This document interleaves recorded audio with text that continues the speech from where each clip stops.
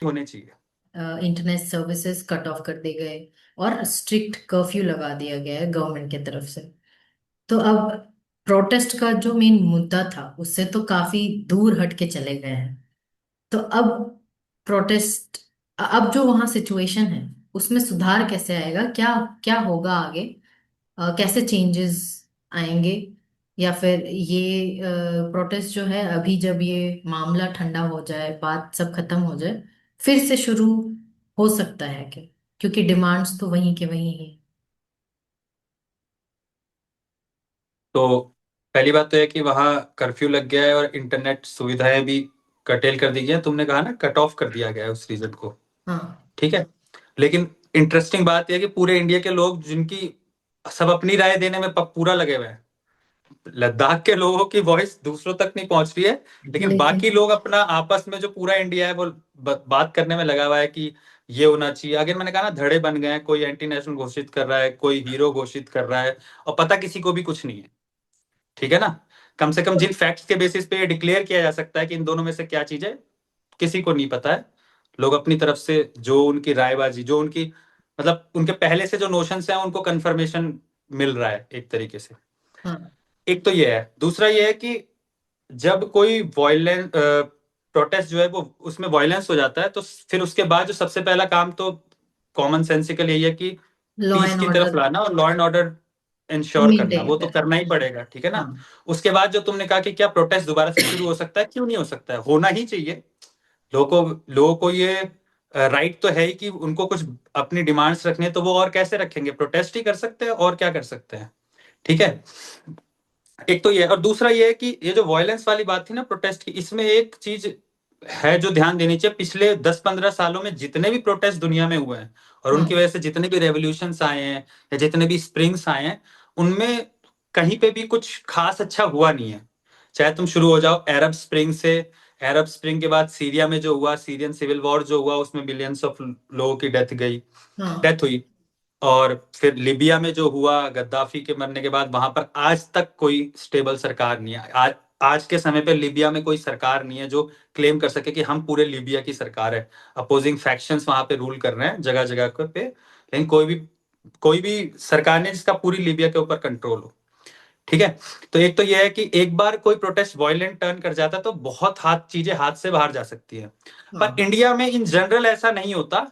वो इसलिए होता है क्योंकि इंडिया एक तो कंट्री बड़ी है, ठीक है।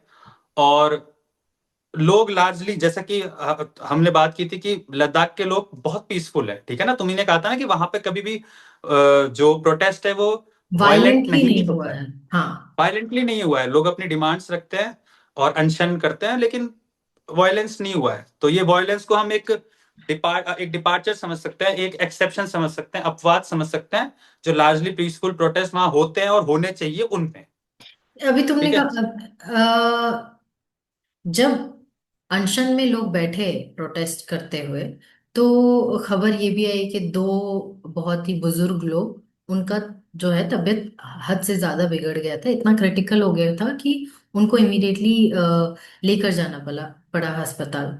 तो उसके बाद ही देखा गया प्रोटेस्ट में वायलेंस।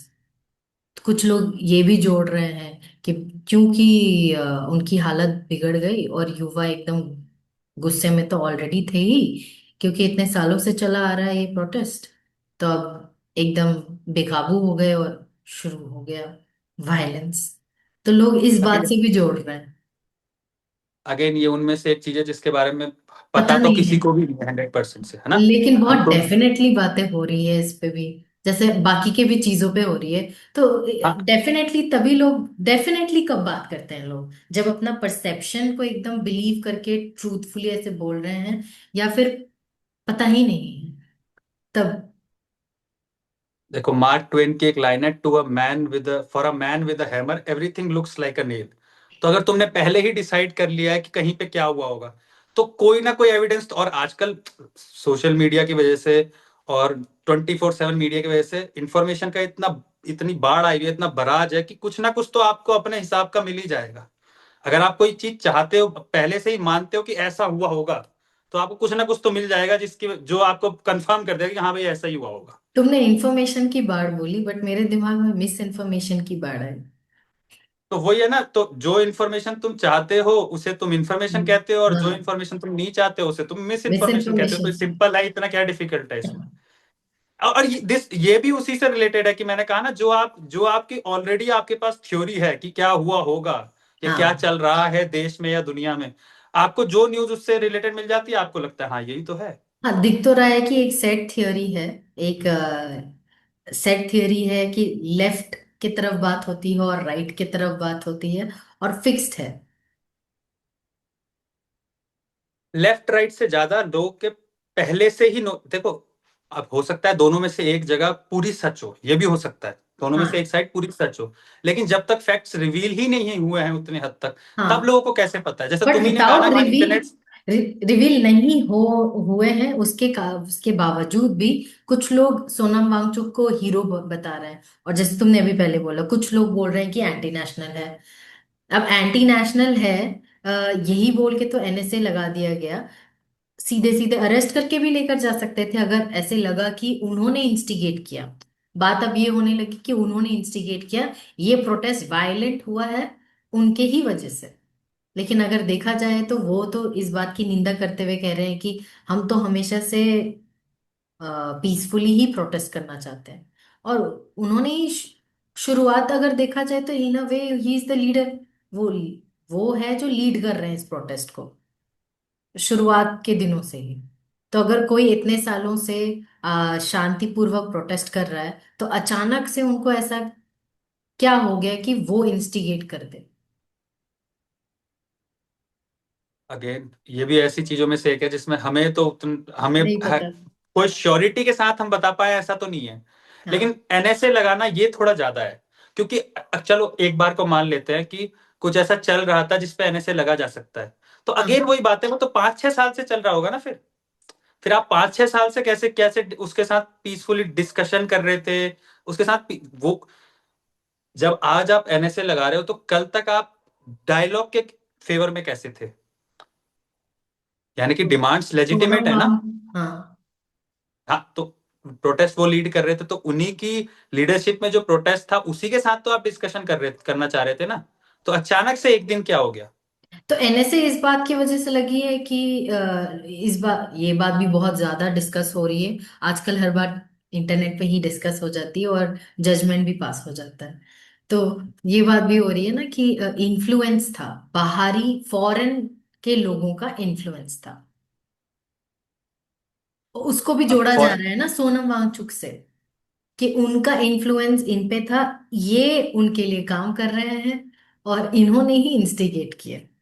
हाँ, हाँ, अरे एक तो आजकल तो थियोरी है, एक स्टोरी है, एक पूरा हाँ, पूरा। एक स्टोरी नहीं है, बहुत सारी स्टोरीज है और कॉन्फ्लिक्टिंग स्टोरीज है। ठीक है ना। और उससे भी ज्यादा लोग डीप स्टेट की बात करते हैं कि चाइना का डीप स्टेट वर्क कर रहा है। देखो, एक चीज और है, ये मानो कि क्योंकि लद्दाख एक सेंसिटिव एरिया है और चाइना के बिल्कुल बगल में है, तो हम्म। चाइना कुछ करने की कोशिश कर रहा होगा, ये इतना इलॉजिकल भी नहीं है, पॉसिबल है। लेकिन मैं ये कह रहा हूं कि जितने लोग बात कर रहे हैं उसके बारे में, उनके पास उतनी नॉलेज है नहीं कि क्या हो रहा होगा वहां पे। ठीक है। लेकिन ये बात गलत नहीं है कि इन्फ्लुएंस करने की कोशिश की जा रही होगी, तो नॉर्मल सी बात है कि ये रहा लद्दाख और बगल में चाइना का तिब्बत वाला एरिया है, कुछ पार्ट वो है जो इंडिया से ही लिया है उन्होंने। तो वहां वो कुछ करने की कोशिश कर रहे होंगे, ये बात लगता है कि हो भी सकती है, पता किसी को नहीं एग्जैक्टली कि है कि नहीं, लेकिन हो सकती है। लेकिन उससे इंपॉर्टेंट बात यह है कि जो मैंने पहले कहा था ना, कि बाहर से कोई इन्फ्लुएंस करने की कोशिश कर रहा है, उससे ज्यादा इंपॉर्टेंट है कि आपके लोग इन्फ्लुएंस हो कैसे रहे हैं, वो ज्यादा इंपॉर्टेंट है ना। कोई इन्फ्लुएंस करने की कोशिश कर रहा है ये इंपॉर्टेंट नहीं है, आपके लोग इन्फ्लुएंस हो रहे हैं, इसका मतलब डिसकंटेंट लोगों में, गुस्सा आपके लिए है। लोग नहीं, आपके लिए है, मतलब लोग में गुस्सा तो है ना। हाँ, अगर गुस्सा कोई तो इसी बाहर से बात से इन्फ्लुएंस है। भी कर पा रहा है वो, हाँ, अगर कोई बाहर से इन्फ्लुएंस भी कर पा रहा है तो वो तभी कर पा रहा होगा ना जब लोगों में कम से कम गुस्सा होगा। अगर आप उस गुस्से को ही शांत कर देते तो ये सवाल उठता ही नहीं। और देखो, बाहरी ताकत पे आपका कंट्रोल भी एक लेवल के बियॉन्ड तो है नहीं। ठीक हाँ। है ना। हर कोई कंट्री जो है कि अपने आसपास के एरिया में अपना इन्फ्लुएंस करने की कोशिश तो करेगी ही, वो तो ऑब्वियस सी बात है। हम्म। तुम्हारे या मेरे कह देने से कि ऐसा नहीं होना चाहिए, ऐसा बिल्कुल नहीं होना चाहिए, हो ही नहीं सकता ऐसा, इससे चेंज तो हो नहीं जाता फैक्ट। कोई भी जो बड़ा देश है वो अपने आसपास अपना इन्फ्लुएंस रखने की कोशिश करता है। तो अगर वो अपना इन्फ्लुएंस करने की कोशिश करता है तो आपका काम यह है कि उनका इन्फ्लुएंस मिनिमम हो।